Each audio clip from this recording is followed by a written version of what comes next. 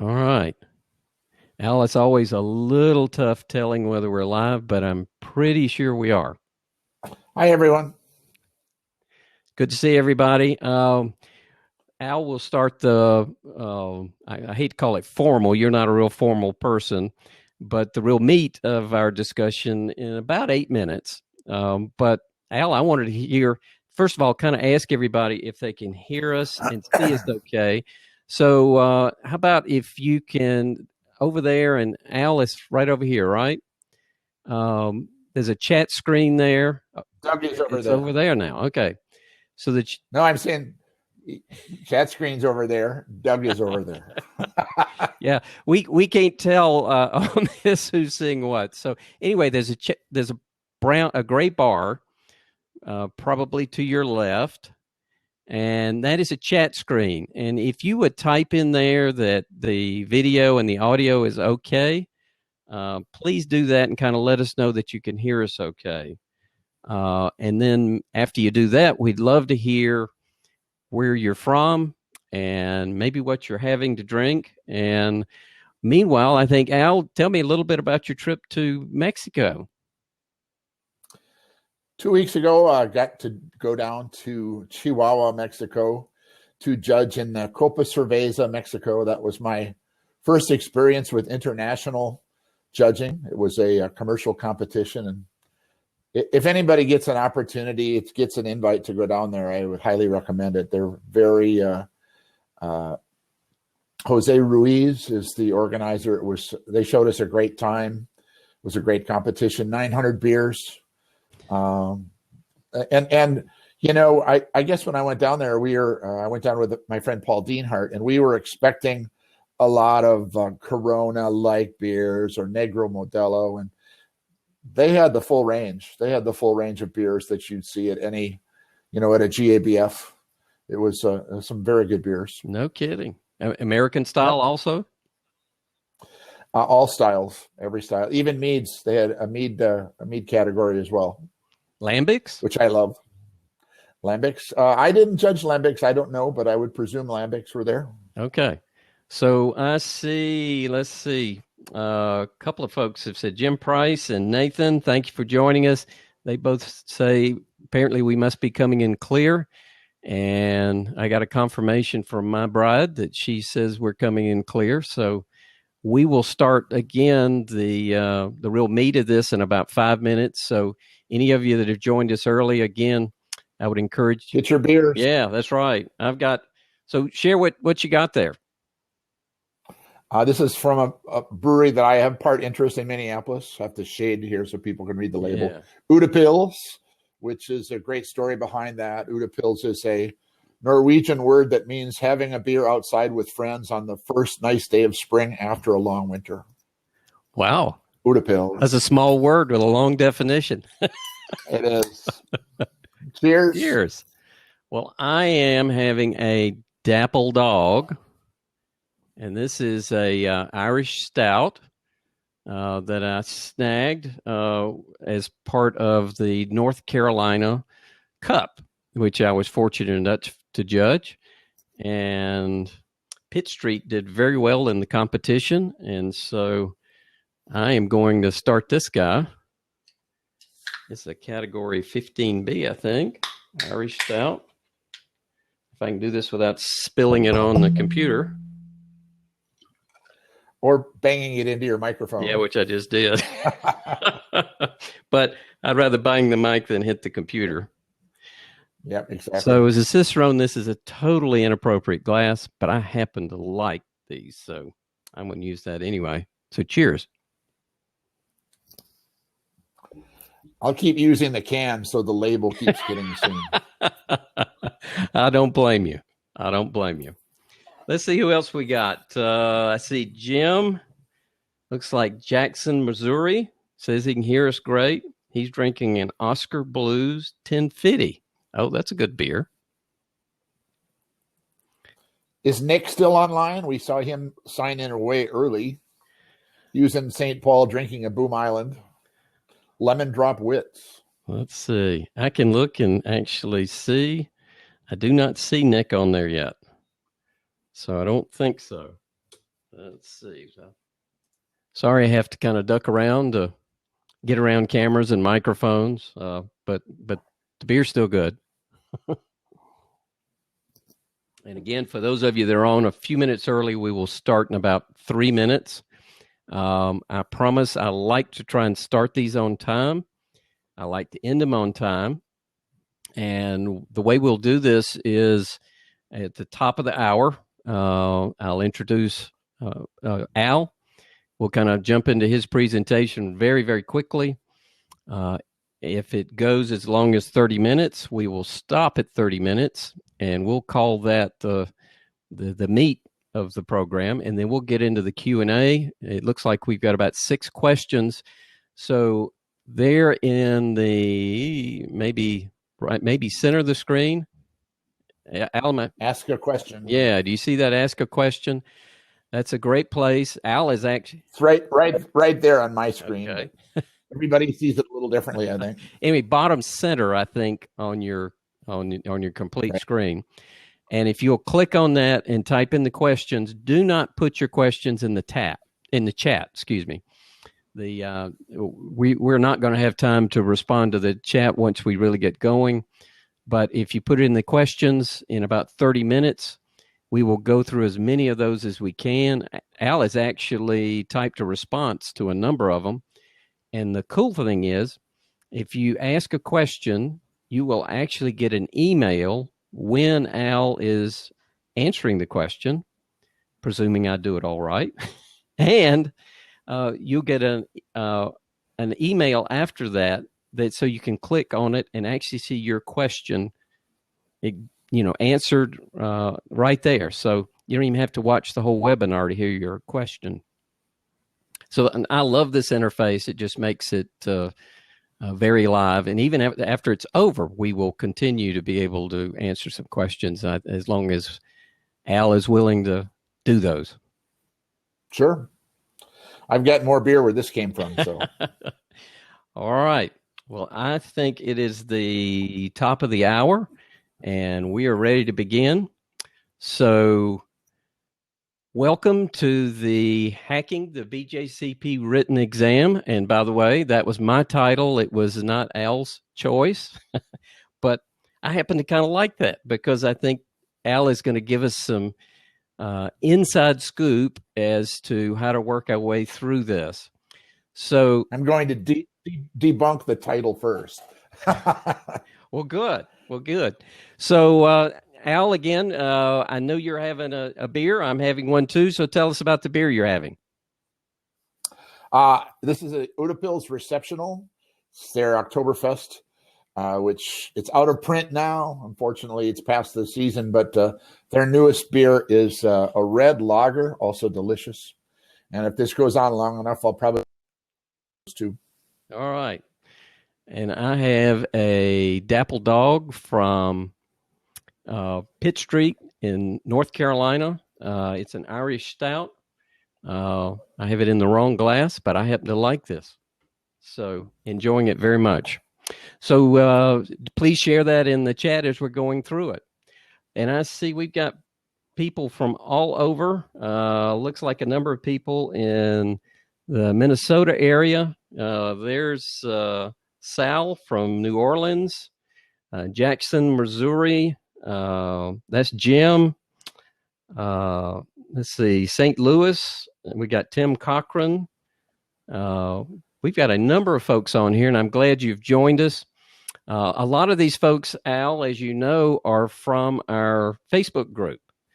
And if any of you are visiting and you have not joined our Facebook group for BJCP national candidates, and actually we've got a lot of nationals on there that are working their way to masters. So I'm not sure the title is perfect, but it gets the point across. So we've got about 140, I think. And it's a fun group and a serious group, so I'd encourage you to join us there. Looks like Jim is saying, hey, Sal. So, Quito, Ecuador. That's cool. South America's got some serious stuff going on. Sounds like Nathan might have been at Copa Cerveza this year. So, hey Nathan. So, We've got those folks here, so let's go ahead. I'm really excited about that, and let's go ahead and get this going. So Al is going to introduce his actually newest copy of the BJCP for Dummies. I don't know if everybody has downloaded it. There's a free download link. I have downloaded mine, got it all clipped up so I can go through it, and it's been very nice. We'll be referring to it throughout this, so pull it up online, print it out, whatever you need to do. Perfect. So most of you know how much Al has contributed to the BJCP. You heard about his recent judging in Mexico. Don't know if you know, he's part owner of Utipills. Am I pronouncing that right? Utipills. Pretend you're Norwegian. I don't know if I can do that too well. And he is a BJCP Grandmaster 7 judge. So how many Grandmaster 7s are there, Al? Just one right now. There's two ahead of me. They're 8? Gordon Strong and Steve Piatz are, I think, 10 and 9. Oh, wow. Okay. Well, it's a privilege to share the screen with you, and I won't slow things down anymore. So I think, Al, if you want to go ahead and jump into the meat of the topics here, and I'd love to hear more about how to get there, and because I'd like to get my chance to make it to national. Okay. I've got some prepared notes, so I'm going to try to skim through these as quickly as I can. I can probably make these. Well, I've sent them to Doug. So Doug, if you want to publish these later on your site, you can do that too. But just going to go through some stuff you probably already know about nationals. To qualify to take the national exam, you need to have at least 10 judging points. You need to be a national or higher rank, or have an 80 or higher on the tasting score. The test itself, the national written exam, is a 90-minute test. There's 2 parts. The first is true-false, 20 questions. These are all published. These are online with the answers. They're online, so there's really no reason for you to not nail that. They're pretty much common sense also. So they're 124 questions. It's on the BJCP site. You don't get any credit for the true-false parts of the test. However, you do get a deduction for each question. It's a half a point deduction for each one that you get wrong. So don't get any wrong. There should be no reason. There was a question on that, and it was mine. I think historically in the past, they might have switched the true and the false in the sentence. That's the rumor, but that's not true now. Is that correct? I don't really understand. Sometimes rephrase in the BJCP Dummies, so that it. I think in the Dummies guide, it gives an example of a question can be asked in one of 2 ways, and one can turn out to be true and one can be false. It's not meant to be a trick. It's just rephrasing. One might say a contest organizer may be a judge in the competition as long as he is not aware of the entrance. Another way to phrase that is a competition organizer may not be a judge in an exam, blah, blah, or in a competition, blah, blah, blah. It's just one's true, one's false, obviously. So if that's what you meant. That's exactly right. I'm not sure. Okay. So it's not meant to be a trick. It's just you need to read the questions carefully. Okay. Going on. So after the true false questions, then you have 5 questions. There's 5 essay questions. They're hard. They come from a pool of 10 questions, which are all published on the BJCP site. I'm going to go over them all tonight. So these questions they're published. You can study them. Get a group, get some flashcards. You can study them. You get 100 points for each essay question. So there's a total of 500 points available for the test. If you do the math, you have 90 minutes. I count the true false as 1 question. So you have 90 minutes to do 6 questions. That's 15 minutes per. Do not go over. Get yourself a watch. Look at it. even though you say, man, I'm going to ace this recipe question, I'm going to write 5 pages on it, resist the temptation. In fact, my recommendation is if you've written more than 1 page for a question, you've probably written too much. And I'm going to show you how to do that tonight. Like I said, all essay questions and their answers, they're all published in the BJCP Study Guide. The essay portion is always in the same format.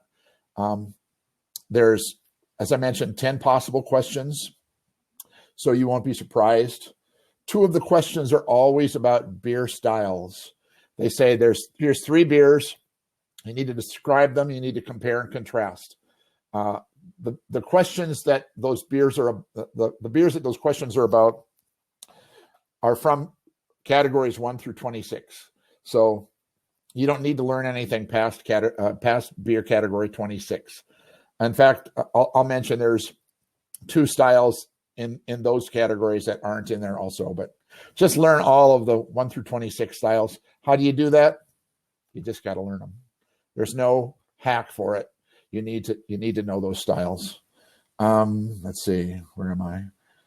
So is that just index cards or whatever method you like to use? Yeah, I'd say flashcards. That's great. Get a study buddy or a study group.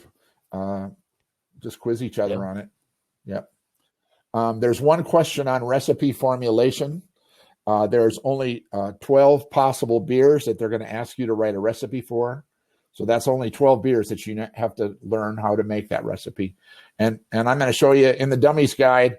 I'm not going to show you tonight, but it's in the Dummies guide how you can really dumb that down. You can pick the average range for those beers and say, this beer is about 1050. And that's going to be the case for about 8 of those beers. So if you just learn, that's your OG for 8 of the 12 beers. That's a good hack, I think, using your word. There's going to be 1 question about beer characteristics. I used to call it troubleshooting, but under the new test, the BJCP exam director renamed it beer characteristics question. There's 14 beer characteristics that are published. If you dig it up, what those characteristics are, they're right in the study guide. How to correct them, that's all in materials available on the BJCP website. Another possible question from that beer characteristics is what is body and mouthfeel, which I think is the simplest question that you could possibly get.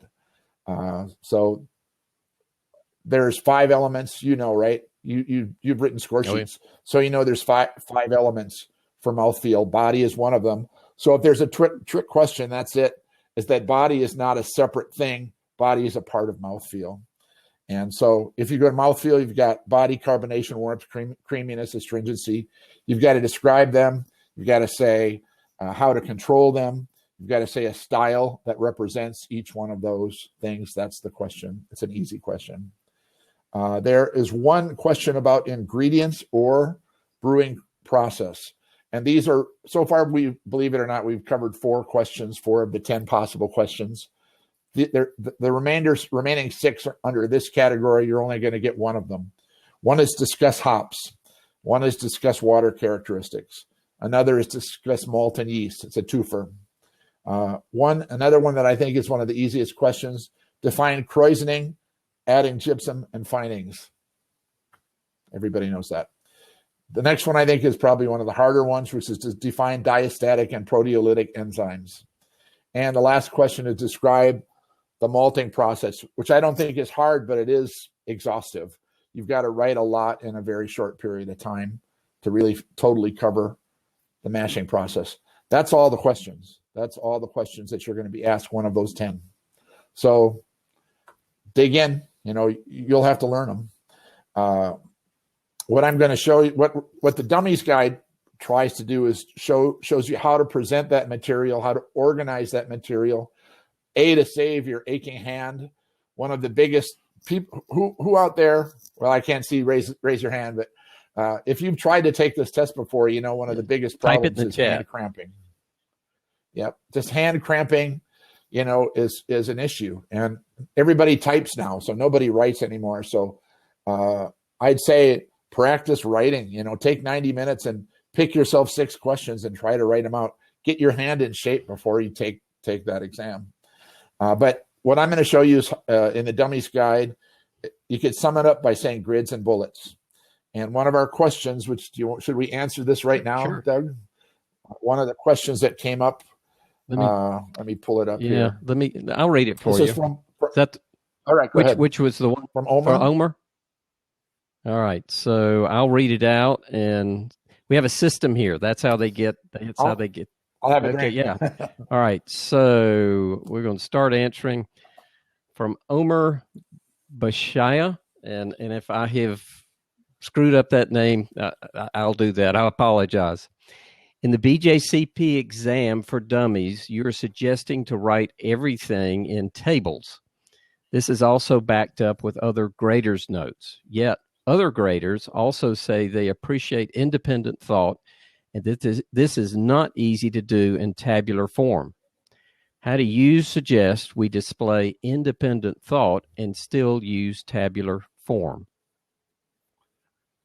So grids and bullets is my little buzzwords for saying tabular form. So you create yourself a grid, and inside you just bullet your answers. You don't write full sentences. You just put a bullet and you say, and you don't even have to say aroma, and you don't even have to say stout, because you're going to be in a box that says aroma and stout. I think you can get more independent thought into a grid if you're using this format. If you think about it, if you do not use a grid or a table system, you're going to be writing this all prose.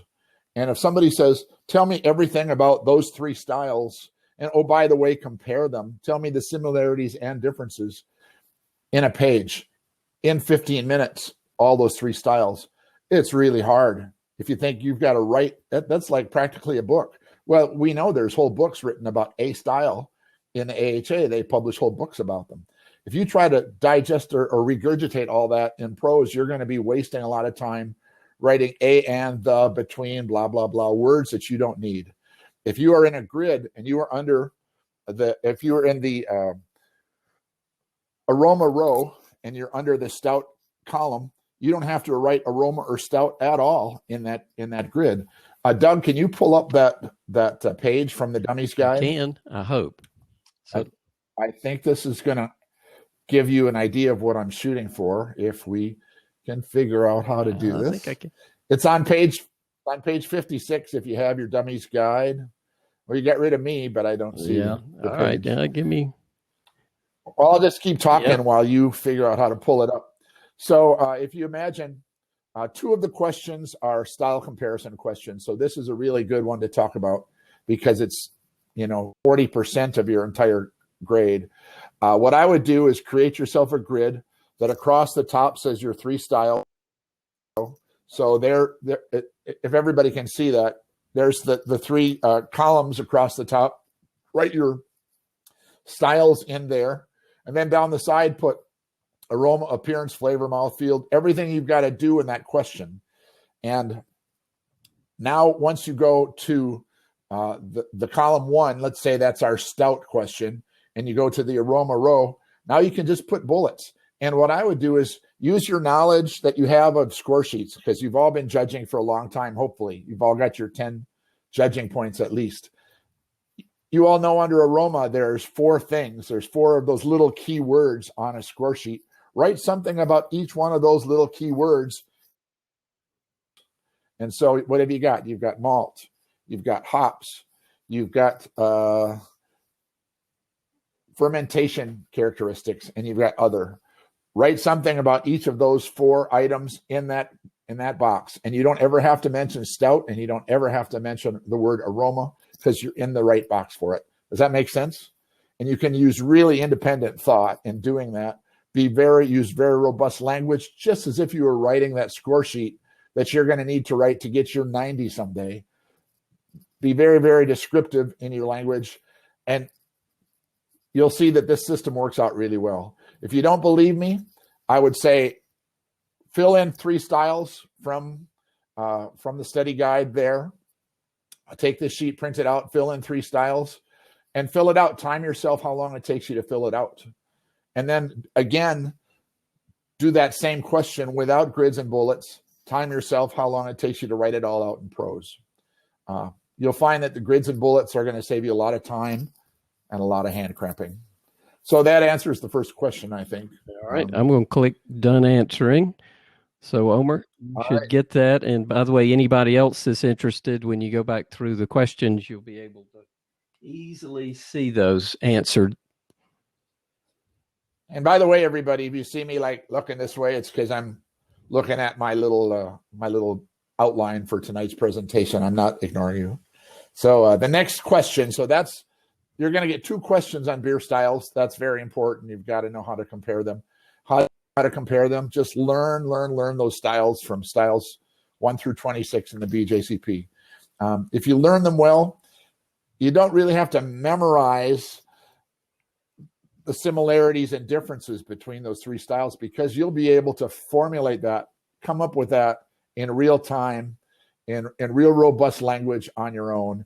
If somebody says, tell me the difference between a American light lager and a Czech Pilsner and an international lager, you will know those 3 styles. And you'll say, what is similar about them? Well, they're all lagers. There you go. And what's different about them? You'll say one, you can have corn, right? One is probably got the purest water in the world and a very distinctive hop style. International lager, I'm not that familiar with that style, so can't spit that out, but you will be when you take the test. So learn the styles, and you'll find that compare contrast is not going to be a problem. So, Al, is there there's risk with anything, because the graders are humans and they all have opinions, but is there a significant risk with going with bullets and tables? If I'm grading it, no. I would say that you'll have to be the judge of that. Like I said, practice with grids, practice with pros, go with whatever you think you do best. You do best at that, where you can give the most information at. I got my 90 when I passed it using grids and bullets, so I know it can be done. And I know I've talked to other graders who have said, no way can you possibly get a master level or national level score using a grid. And I disagree with that. And I think it would be, I'm not calling I need to do a challenge, because the exam director hates those.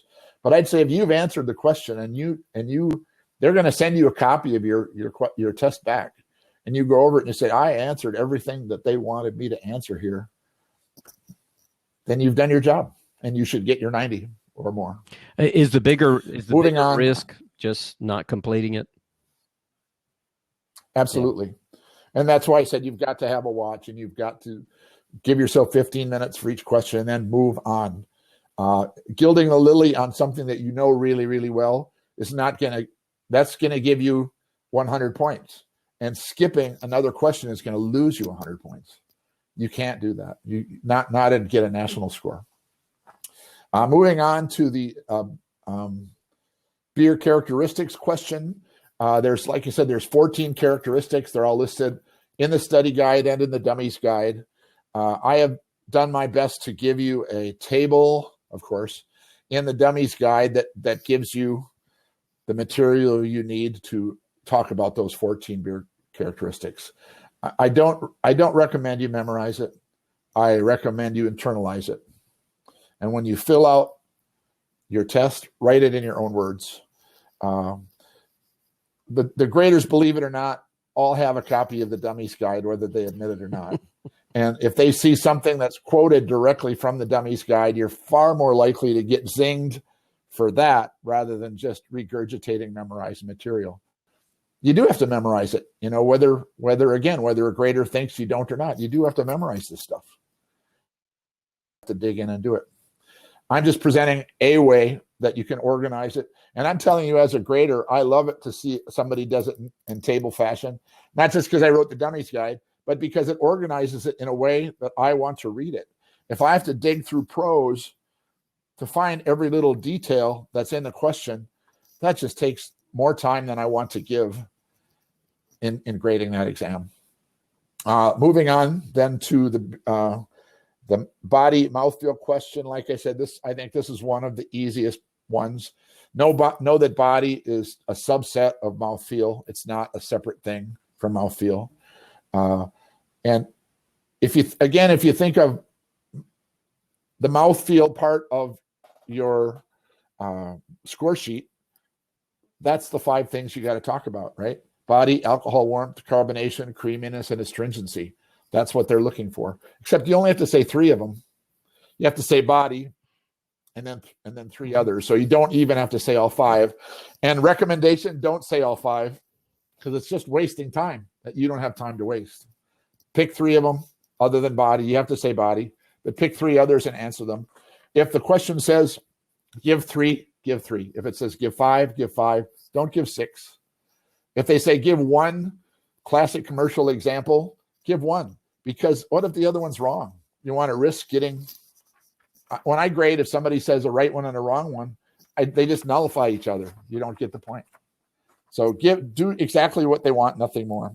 Oh, another thing, when you're describing something like creaminess, don't say, it's that creamy feeling you get in your mouth when you're drinking a beer. You've got to come up with a synonym, because you can't define a word by using the word. Okay, does that make sense? What word would you use? Silky. I don't know. Get it thesaurus out and look it up. Pick your own word. That's a great answer. Look in the Dummies guide. I have given some suggestions on how to answer that question. But again, don't memorize the Dummies guide. Come up with your own words, or at least your own way of writing it back out. The recipe question. Here's an important number to remember: 18. There's 18 elements that a grader is looking for in the recipe question. There's 4 sections in the recipe question. The first is style description, which you already know what those 4 elements are, right? Doug, I'm asking you, what are the 4 elements? Don't put me on the... Ooh, I'm doing all this stuff. Yeah. Aroma, appearance, flavor, and we just said it, mouthfeel. Okay, those are your 4 elements when they're talking about style description, which is the first part of the recipe question. Second part is target parameters, OG, FG. They actually list these in the question. So you have no reason why not to put these in there, because they're asking you for them. The OG, FG, IBUs, SRMs, and the batch size. 5 elements there. Okay, so we're up to 9. Next thing they want is ingredients. What are the ingredients in beer, people? Grist, water, yeast, hops, right? 4 ingredients. Don't just list those 4 things. You're going to need to obviously extrapolate on that. Dummies guide shows you how to do it. I'm really proud, actually, of it's not exactly a grid, but it's a template for recipes. I'm really proud of the one that's in the Dummies guide. You can use that. You can use that in your brewery for when you're writing your recipes. And if you internalize that grid, and remember there's 18 elements, you're going to do all right on this question. So, the last thing, there's 5 elements in ingredients. The 5th is, how are all of those ingredients appropriate to the style you're making? That's specifically asked also. And the last thing is brewing procedures. They mentioned 2 of the procedures. One is mashing, one is packaging, because this has to be an all-grain recipe. The other 2 things they don't mention, I count boil and chill together as one element, boiling and chilling. You can count them as 2 separate ones, I guess. But for the purposes of my 18 elements, I count them together. And then fermentation. So you've got mashing, boil and chilling, fermentation, packaging. That's your 4 elements. They add up to 18. So if you are writing your recipe out and you're numbering, I recommend numbering, and you don't come up to 18, you go, what am I missing? Something that the grader will be looking for and will take points off if you don't get it. Okay. If the beer style is a style that should be decocted, then you got more work, because you've got to go into more detail of how you're going to conduct that decoction, and decoction is complicated. I'm not going to go into, that's a whole nother lecture we can do another night, Doug. Decoction is its own thing, and you're just going to have to read up on it. Single step infusion. If you get one of those styles, you're in luck because that's just really easy, right? Mash at 153, color done. Okay, next is, we talked about style questions already. Oh, so ingredients questions. So for hops, there's 4 parts of the question. One is the characteristics. Characteristics, these are all in the Dummies guide. You don't have to take notes. Antibacterial, preservative, bitterness, flavor, and aroma. Those are the characteristics that they're looking for. How you achieve them? Through how do you extract them? Actually, the question is through isomerization, through boiling. And we all know that when you put them in the boil, it gives you different character to your beer, right? You've got bitterness, flavor, aroma. You've got to go through each of those 3 as sub-elements. Sounds like a great grid, actually, doesn't it? So the next thing is, say, 5 beer styles. I would pick 5 beer styles, specific hops, specific distinctive hops. I would pick 5 different countries, just because you got obviously. Sure. What's our hop? Sauce. Yeah. So we go. If you pick them from different countries, and you've got noble hops, and you've got continental hops, and you've got American hops, and so there's three more countries you can go to. So if you pick 5 different countries, you're going to have the most distinct hop styles. I would recommend that. Next ingredients question is water. This is a really hard question. John Palmer wrote a whole great book about it. You're not going to be able to write that book in 15 minutes. So you're going to have to give, right? You're going to have to give a grid. You're going to have to give something that summarizes those main points of water in 15 minutes. They ask, what are the 2 characteristics of water? I say minerals and salts. Somebody else might have a different answer, but I think that's a really good answer. 2 methods to adjust and control pH, salts and acids. 4 beer styles. Again, pick 4 different countries with 4 very distinct kinds of water. Oh, sure. Starting again with Czech Pils is going to be really good. Picking an English Pale Ale. Why? Burtonized water. Burtonized, I mean, everybody gets that. So, okay, then moving on to the malt and yeast question. The first part of the question says types of malts. I would say use broad strokes here. They're, pick, and here's the ones I would use is base malts, toasted malts, crystal malts, roast malts, and non-barley. Rather than saying specifically, 60 caramel, 60-degree caramel. That's just, you're not going to be able to get the broad strokes. You can then fill in with examples of those in your grid. Okay. So then they say 4 beer styles that come from specific types of malt. And if you can put this in the same grid as you just created for that first part of the question. So if you say Czechoslovakian, Pilsner malt, there's your beer style. There's only one. Yeast strain selection considerations. They say choose 5. Here's a bunch of them. These are in the Dummies guide too. Don't have to write them down. Attenuation, alcohol tolerance, flocculation, temperature, ester phenol production, and diacetyl production. If I had to leave one out, I would leave out the diacetyl production because the other 5 are more important. And then, of course, you have to describe what all those things are, but those are the ones they're looking for. Okay, so that's the ingredients questions. There's 3 questions left we haven't talked about, and then I'll be done talking. How are we on time, Doug? We're at the bottom of the hour. Right. So just a reminder, everybody, this is recorded. So if you need to jump off, we understand it. If you don't, we'd love for you to hang on because we got 3 more questions to go through, and then we get into the Q&A. It looks like we got 8 questions there, and would love to have you for the rest of the program. So I would say continue on, Al. I'll go real fast with these 3 questions, these 3 brewing questions.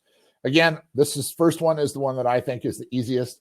Krausening, gypsum, and finings. What are they? Describe how they affect the finished beer. Sounds like a grid to me. Krausening, adding active fermenting wort to a wort that has finished fermenting. And you need to know why you're doing that and what cause it has to that beer.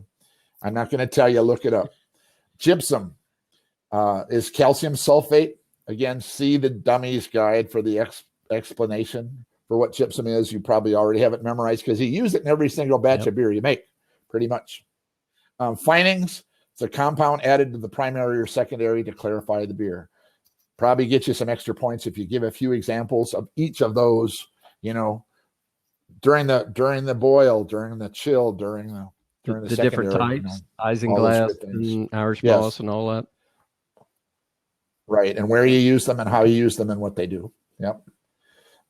That's one question. The next question is diastatic and proteolytic enzymes. The Dummies guide goes into great detail on this, and I'm just going to give you a few hints. Proteolytic, think protein, protein. So that's a good way to remember it. It works on proteins. It's active between 113 to 127 Fahrenheit. Memorize. Sorry, just have to do it. Diastatic. Yep, diastatic. Here's a little hint. Proteo is protein. Diastatic. Dia means two. Diastatic has two parts to it. Beta amylase and alpha amylase. Why the beta amylase comes first in the boil, I don't know. I remember that as alpha amylase enzymes. Think of alpha male. They're at the top, so they're the highest part of the boil. That's my little mnemonic for it. Come up with your own. Yep. So diastatic works on starches, not instead of proteins. At beta amylase is active 130 to 150, the lower part of the temperature. Alpha is active 149 to 158. You'll need to give more detail than that, but the Dummies guide goes into how to do that. Last question, people. Mashing process. First part of the question is what happens in the mash? And there are several elements that work really good in a grid. Is milling, dough in, acid rest, protein rest, saccharification, which are what? Beta and alpha. We just talked about that. And the mash out. Those are the parts of the mash. Whatever kind of mash you're doing, those are the parts of the mash. Then it says pick 3 mashing techniques. Just give them 3. There's the ones that I know of as single step infusion, decoction, and serial mash, which is a double mash. There you have it. So those are the 10 questions. Learning all of that is hard, but there's only 10 questions and you can be ready for them. There's no reason for you to be surprised by a question on the BJCP exam. You should at least have seen that question before. And if you're smart, you've probably written it out a few times. Just give yourself homework. Start out easy. Say, I'm going to answer the mash question in 15 minutes. Give yourself a blank piece of paper. Over here, you can stare at the question. I always like to, at the beginning of the question. Oh, by the way, in the Dummies guide, there's a lined paper that they'll give you for your test. So print out some of that lined paper and use that. Don't write in the margins because anything in the margin is not going to be photocopied. Easy enough. Don't write on the back side of the paper. Use a brand new sheet of paper. My wife opened the door, so I'm covering up the brilliant light. It's really okay. All right. But then give yourself that blank piece of paper, pick a question, set the timer and go 15 minutes. Write it down. Do that with every question. You'll be fine. You'll get your 90. Well, that's what we're all gunning for. And I think we've got almost 150 people that are gunning for that 90. All right. Well, I'm done with my little prepared part of the presentation. So go ahead with your questions. It looks fine behind you, but if you want to jump up there and do anything about it while I read the question, that's fine. No, I'm good. I'll just move my head over here to the side a little bit. It looks like she shut the door now. So we're going to take these in order. Looks like from Sean Kinnis. And again, I apologize if I pronounced it wrong. And let's see, start answering, click. All right. So what are some of the most common errors made while preparing for the exam, and how can we avoid them? And I've typed this out. I'm not going to read it, but I'll just regurgitate it from my knowledge. And the number one thing is time management. Probably the number two thing is that hand cramping that I talked about. I've talked about some people say I got through the fourth question and I could not write anymore. Only one way you're going to do that is build up that muscle, build up your hand, and practice. For the first part, practice answering questions in 15 minutes. As I said in this typed up answer, don't get stuck on a question that you know really well and you just want to gild the lily and just really nail that one at the expense of spending more than 15 minutes on it. What's worse is if you have an underanswered or an unanswered question, that's going to kill you. So use your watch, stick to that 15-minute rule. If you get extra time because you were able to breeze through those true-false questions in 5 minutes, save it for the end. Still stick to the 15-minute rule on all the other questions. And at the end, hey, you got 10 minutes to go back and gild the lily on that recipe question or whatever. But really stick to the 15 minutes. Al, how many pages, if you can answer this, is the average written exam when somebody submits it? Well, this is controversial because it goes back to my theory that you can get all the information you want in a grid and bullet. If you think of that, 5 pages. But I've seen people turn in 20 pages. Wow. And most of it is just bullshit, and it's pardon my French, but it's, if the grader has to step through bullshit, you're going to annoy him or her. You're going to bore them. And you're going to say, this person is just using words to fill up 20 pages and make me be impressed. I think if you do a grid and bullet properly, you can answer each question in 1 page, really.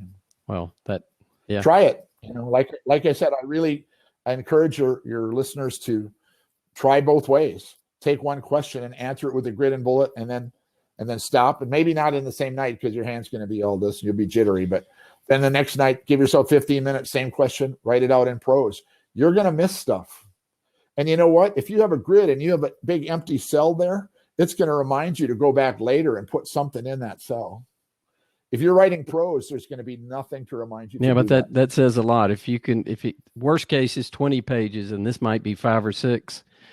This is huge. All right. If you're done, we'll move to the next question. Yep. All right. So this is from Nick. I am practicing writing out answers to the exam questions under a time constraint. However, I'm not sure how to evaluate my work. For example, on the style comparisons, if I forgot to note malt aroma in describing a German Pils, how much of a deduction is that? Are materials presumably used by the graders available to us, future test takers? I'd be interested in gauging my progress if this were possible. Yep. Short answer is yes. All grader materials are available on the BJCP website. The BJCP is extremely transparent. We want you to become nationals. Why? A, so you can be cool. B, so you can help us grade exams. So you all know that once you become a national, you're going to be put upon to start grading exams. And we need exam graders. Boy, do we need exam graders. So all the material that the graders have is all available to you on the exam tab on the website. How you can evaluate your work. Nick, if you're the Nick I think you are, let's have a beer. Write your questions up and buy me a beer and I'll evaluate your work. If you're not the Nick I think you are, or you're somewhere else in the country, you're going to need a study buddy or a study group. And just be brutal. Be brutal with each other. Write out your questions and say, hey, this, maybe meet at a bar once a week and say, this week we're writing the recipe question. Everybody come, bring your recipe question. Just pass it to the guy on your right and grade it like you're a grader and say, oh man, you didn't mention anything about water. You didn't mention anything about hops. Because if you're brutal with each other, that's going to do nothing but prepare you for the exam better. All right. We will move to the next one. This looks like this is from Nathan. A lot of information out there is outdated and old. i.e. fix. I'm not sure what that is. George Fix, I presume he means, which is a great textbook, but it's a 40-year-old textbook. Shows my ignorance. So what is the most up-to-date and relevant place to find information for studying for the written exam outside of the study group provided by the BJCP? Oh, and I didn't not click my button. Let me repeat that again, if you don't mind. A lot of information out there is outdated, i.e. the fix publications. What is the most up-to-date and relevant place to find information for studying for the written exam outside of the study guide provided by the BJCP? The study guide provided by the BJCP. That's the most actually the most recent is now the Dummies guide, which you all have. I like it. It's pretty good. The style guidelines. And again, there's no hack for this. You just have to know the stuff. The how to brew style books provided by sold by the AHA. Those are all good. But the material that you're going to be tested on is all in the BJCP. So and the styles that you're going to be tested on are from the style guidelines. And if there is going to be a challenge, it's going to say, well, the style guidelines say this, and that's what you're going to quote. So style guidelines, really, really good. And the material on the BJCP website, all really, really good also. And hey, use the Dummies guide as a jumping off platform. There's something you disagree with. Hey, here's a request. Something you disagree with in the Dummies guide, and you find a source out there that is not what I said. Let me know. I'll fix it. And to that end, there's also everybody that's in the Facebook group, our study group for BJCP Nationals.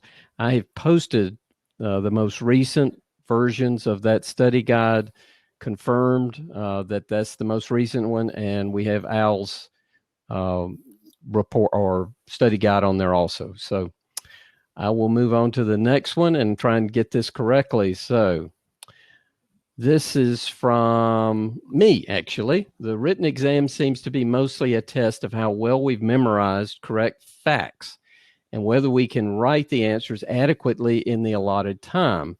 So where can we find the most accurate facts to memorize with the least amount of unnecessary information?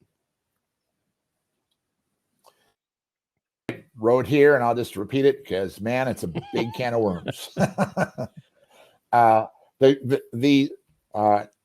Somebody else had, I think Nathan had mentioned a lot of graders want you to show original thought, original content. So how do you do that if you're regurgitating and memorized stuff? If you're really good at memorizing, you might be able to regurgitate what I wrote in the Dummies guide word for word. You might be able to say, according to page 27 of John Palmer, here's what he writes about water. Don't. Put it in your own words.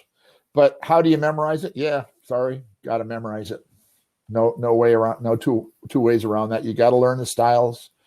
Good news is there's only 10 questions, and they're published. So don't waste your time learning about stuff for the purposes of the exam. Anything you learn is not a waste of time in brewing. And you all know by now, every time you learn something, you learn how much more there is to learn. It's pretty much endless. But for the purpose of the exam, there's only 10 questions.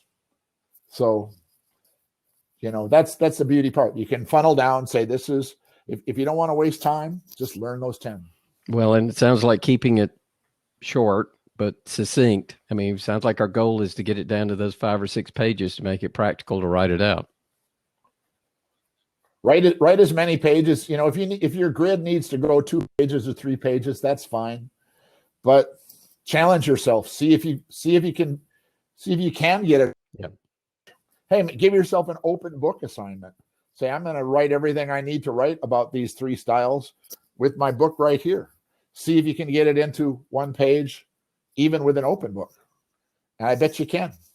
Cut out words that you don't need. Anytime you mention, like I said, stout, the word stout, and you're in a stout column, you've just wasted a word, and you've wasted writing time, and you've cramped up your hand that one word more. Thank you for answering that one, since that was my question. The next one is mine too, so I'm going to skip it. We got one for Jim. Let's see, where's the link for the download? And you've already posted that one. So looks like Tom answered him. It looks like. Appreciate that. But for the sake of him, we'll say it looks like you've got that answer already, Jim, though. Thanks for your question. Now, the next one is from Jeremy Olson. Will writing... Oh, you do? Cool. Will writing out a recipe using your recommendation in the study guide with standard ingredients, simple recipes, all hops at 5% AA, etc., before enough for a master score level on that question? Or does that need to be more in-depth details of ingredients? Right. Depends on who is grading. I will tell you that if you use I think in the Dummies guide, I spend the most pages going over this recipe question. I think there's plenty of detail in there. I think if you use that form that I provided and you make the assumptions that I've suggested you assume, like I said, all hops at 5% alpha acid, things like that, there's really no way they can argue with you. They being the graders, they can say, do the math. If you assume that my Columbus hops are 5%, of course, who has Columbus hops at 5%? But you assume that, okay, I need 6 ounces of Columbus hops for my double IPA at 5%. But if you make that assumption, they can't argue with you that you're wrong. Somebody might say, oh, that might yield a beer that's a little grassy. Yeah, but does it fulfill the requirements of the recipe question? I would argue yes. I think that form is pretty detailed. And if you can remember all the 18 things, remember the 18 elements in the recipe. And the form itself goes into great more detail than just the 18 elements. You'll have to look at it and check it out. Again, Jeremy and anybody else who wants to do this, try using the form. Give yourself 15 minutes, write a recipe, try using the form, and then push that to the side, and then give yourself another 15 minutes and try writing it out in prose.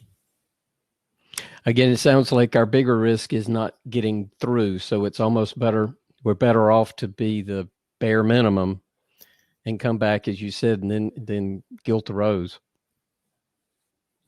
Yep. You only have 15 minutes to write the recipe, whether you use prose or the grid. Okay. So, thank you, Jeremy. That was a great question. We have 2 more. Let's see. This is from Tom Heish. I'm sure I've screwed that up. All right. Some characteristics are the root cause, acetaldehyde, phenolic. Some are perceived effects, such as buttery or fruity. Should we approach these differently? I had never thought of that question before, so good job, Tom. I would say no. Just say, in your grid or your prose, whichever you choose, say that acetaldehyde is the root cause of apple tasting beer, green apple tasting beer. Where, as you say, buttery is an effect of a covered boil. In other words, you just define it just the way you have here, and you'll get maximum points, I would suspect. And then we have one last question, unless somebody jumps in with it. This one is from me. Learning the styles comparison appears overwhelming. Are there any approaches you'd recommend to methodically beat your way through this one? Now, I'm looking for that hack. Yep, you're right. You're right. You're right. It's overwhelming. That's the answer. But as we talked about earlier, create yourself some flashcards. And hey, if somebody wants to go through the work of creating flashcards, back, I think on the 2004 style guidelines, one of my compatriots here in the Twin Cities created these very flashcards we're talking about, and the BJCP published them. So now there's new styles. So somebody's got to create new flashcards. If you do that, share them with us. It's a lot of cut and pasting, but it would be I think it'd be a great service if somebody wants to do it. And thanks, Tom. It is a nice beer. It tastes good too. Tom, are you the brewer from that brewery? Don't know. Nope, he says not. This is Pitt Street. Again, no relation, just happens to be one I grabbed. All right, so I think we are done with our questions. I've got a couple of things in our close to cover. And so we are actually done here, folks, as soon as I could figure out how to click all these buttons and get some screens to go away. So again, this is the first of a series that I hope to be doing for those of us that are aspiring to be BJCP nationals. We hope to do more. We hope we can talk Al into doing some more. So if you were excited and enjoyed this, please write in the chat. Let Al know how much you appreciated this, and maybe we can twist his arm into doing this again. Send checks. Send Pliny the Elder. Anything you got, that's all good. So let us know about that. And we don't have a schedule for how frequently we'll do these yet. But if you know of someone, Al's done a great job, but there might be some others that are just subject matter experts that you think would be good, or maybe you yourself would like to be on here and add to our expertise in the study group. I hope you will make that suggestion. So again, we'll wrap up. I'm Doug Piper, and this is Al Boyce, our Grandmaster 7, and we appreciate his time very much. So with that, we'll wrap up, and Al, I'll give you a call. A lot of fun, guys. Good luck on the test. Thank you. Bye-bye. And send me your feedback on the Dummies guide. All right. Everybody have a great day, and cheers.